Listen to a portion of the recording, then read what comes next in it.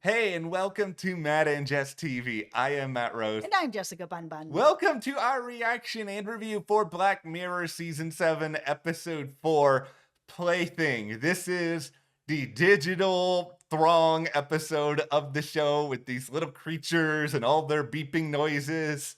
Yeah, it was. And it was interesting watching this episode. I really like this episode. I'm a gamer, Matt's a gamer, a lot of my friends are gamers. Watching some of the little elements of this, like watching Lump go into this universe of the Thronglets and start dropping rocks on them and like hearing them scream.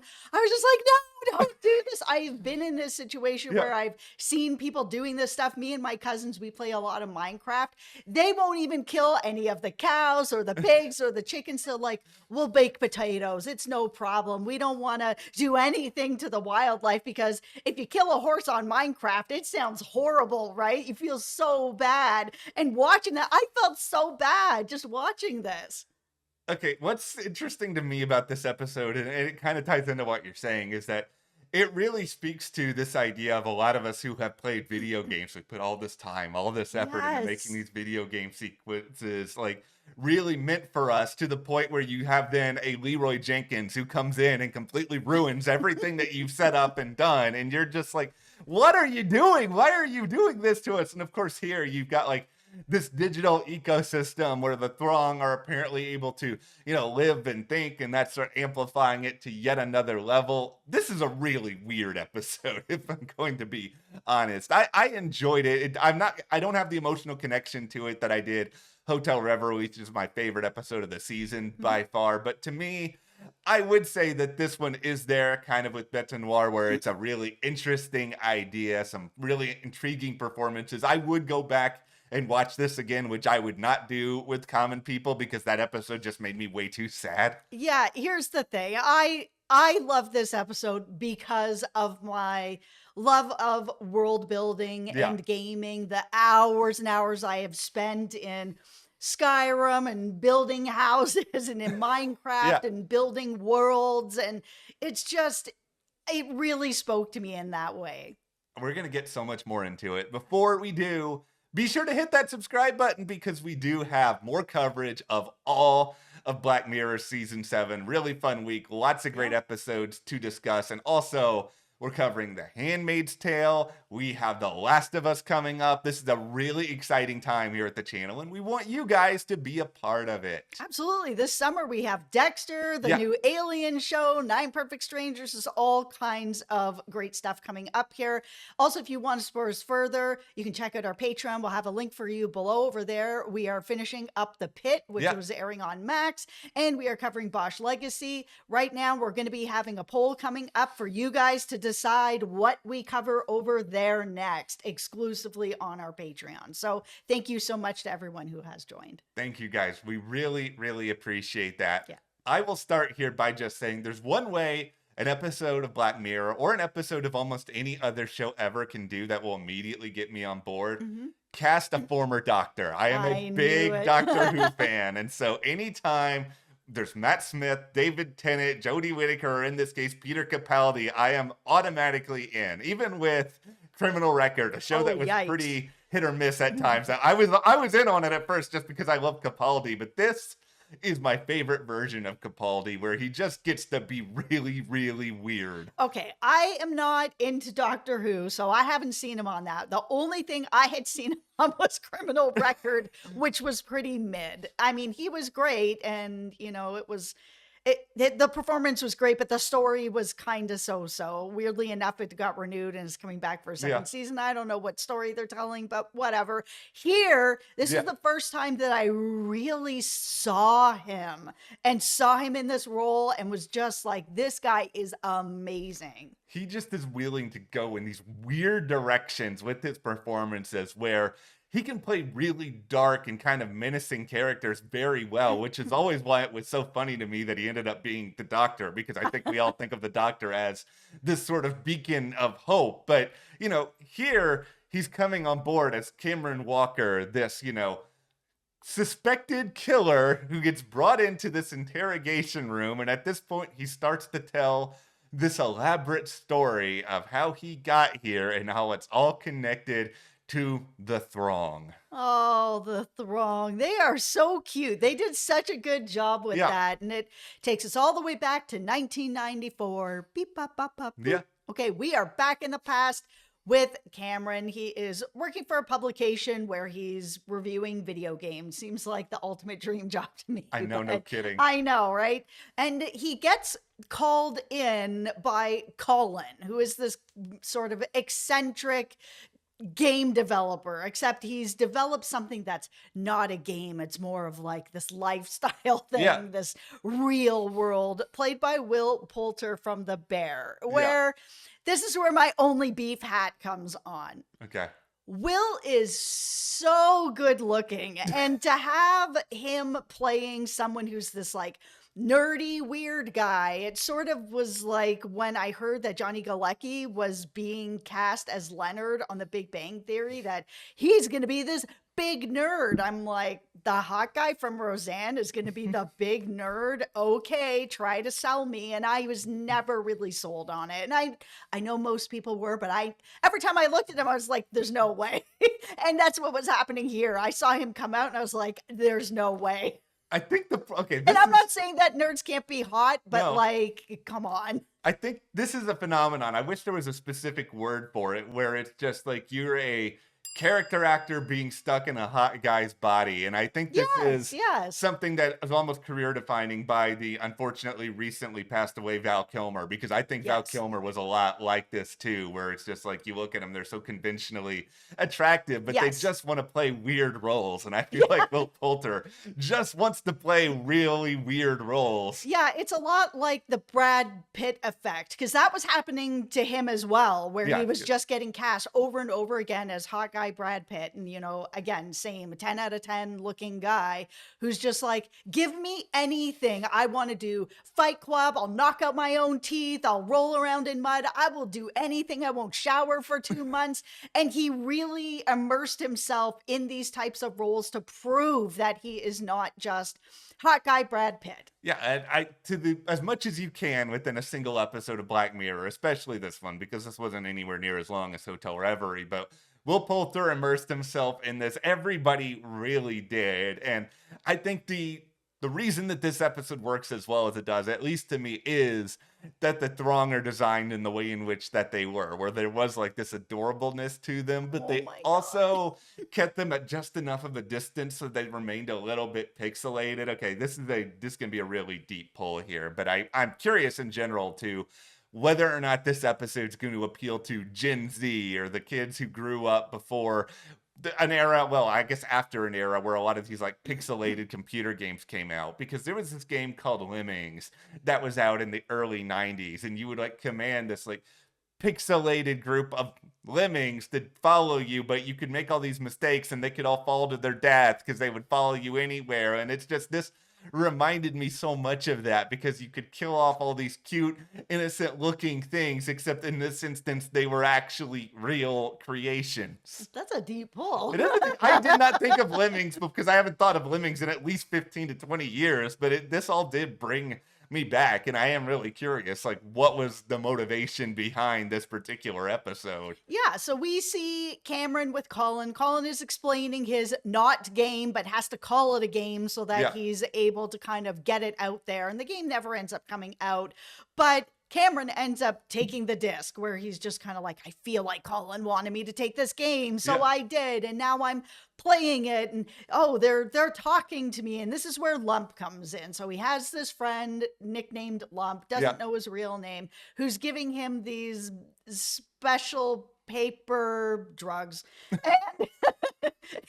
That's a great way to introduce it. I was just like, how am I going to explain this? Okay, we'll just say it. He's giving Yeah. him some drugs, and he is taking them, and he feels like he's actually able to communicate with the Thronglets. And because of that, he's now like, I will buy everything you have so that I can continue to have conversations. Okay, they want me to get more computers, more ways for them to grow, more space for them to thrive. Okay, great. 3 weeks later, Lump is back. It's like, I got a new shipment. I need to be able to push out. So, I know you got to go to work, but, I'll just sleep on your couch.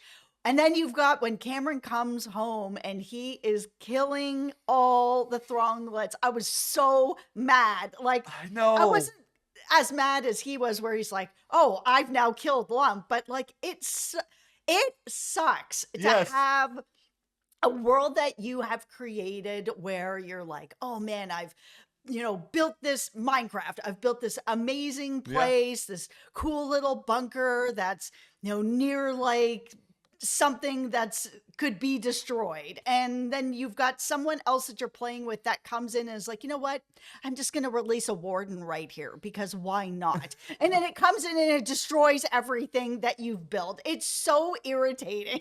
It is. Like, this happened to me not that long ago, and this wasn't even the fault of anybody. I found like this great place that I was going to build this huge house in Minecraft. I left it for, I don't know, a few months because I needed to go get more supplies and play for a while, got busy. I came back, and all the people in this community were dead. And it was just, the game itself did it to me. It wasn't even a person. I did not have somebody like Lump to go and retaliate against. My only villain was time. I was so upset that I can understand fully why Cameron was upset. Not to the point of murder, but just being upset. Listen, I understand. I once built my house right beside a village because I was like, cool, Yes. I'll have all these people here that I could turn into different people I can sell to. Awesome. And as I was off doing something else, I came back and they had been raided and everyone was dead. This is I all was really. so mad. This is the real Minecraft movie, by the way. I've not seen the actual one, but the real Minecraft movie is just a tragedy about leaving a community for a while and then it getting destroyed.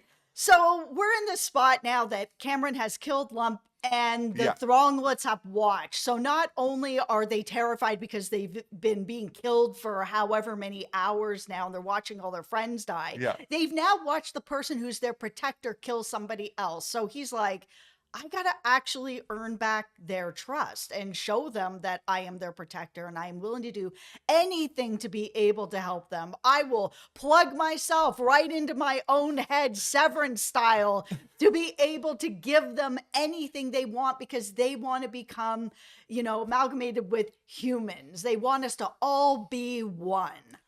This is where this episode gets really, really weird for me. And if I have any real critique of it, it's that I don't know exactly what it is that this episode is trying to say. World domination. Well, it's the Thronglets, they just seem so nice and so sweet. And it's just like, there's a part of you that's like, you guys really want to dominate the world? But it's also, this is Black Mirror. And I know one of the big themes of it is just that technology can be really, really evil. And that's a pretty easy interpretation to make for him. But once we have Cameron fully plugged in with everybody, he's just begging, let me draw you something. I can communicate with you. I kept wondering, it's like, okay, is this going to be some like wonderful, sweet moment of connection? Or is this just going to be really, really dark and twisted? And then when he Yeah. started drawing, I think we all knew. I didn't know. I was so like blown away by this, where it was just like, okay, can video games rot your brain? I don't think so, but whatever. I'm a gamer with Yeah. video game brain rot. But that felt like a lot of the message of like, how much can video games take over your mind where you're willing to do anything, kill people, whatever.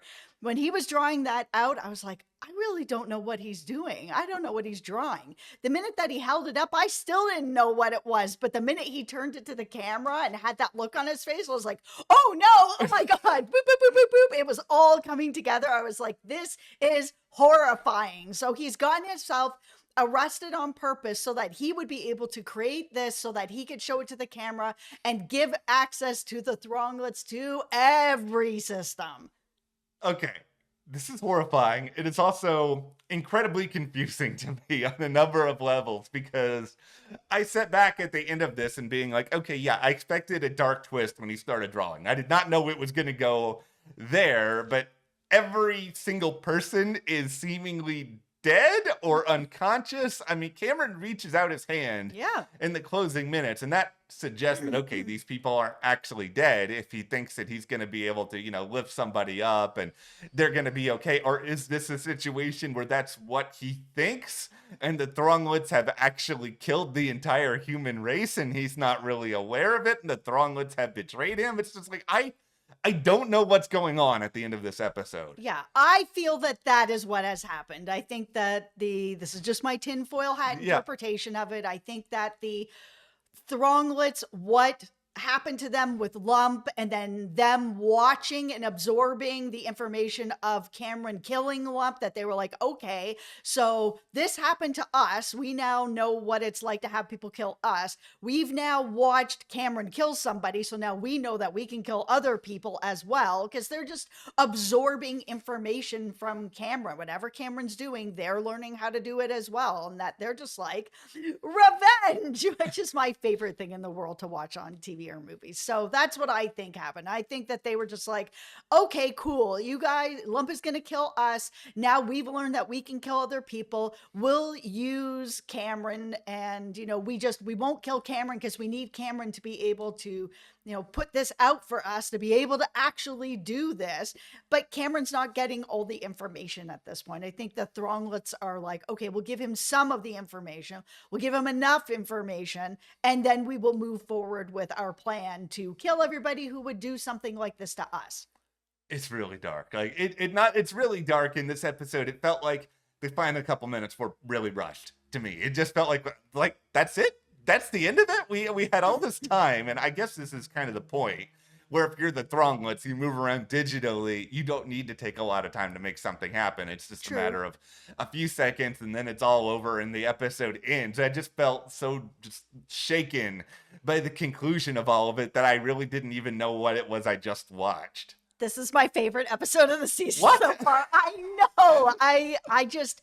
I think that it's because I connect so much to video games and sort of this idea of, video games, they take over your life. They do all these horrible things to you. Can they do horrible things to you? Here's Black Mirror, where they're doing horrible things to you, right? Yeah. I think it's just, I've heard that so much throughout all the years that I've been decades gaming that I just, for me, really connected to all these sort of themes of what video games are doing to your brain. I think what's really interesting. They're killing you, and now they actually are.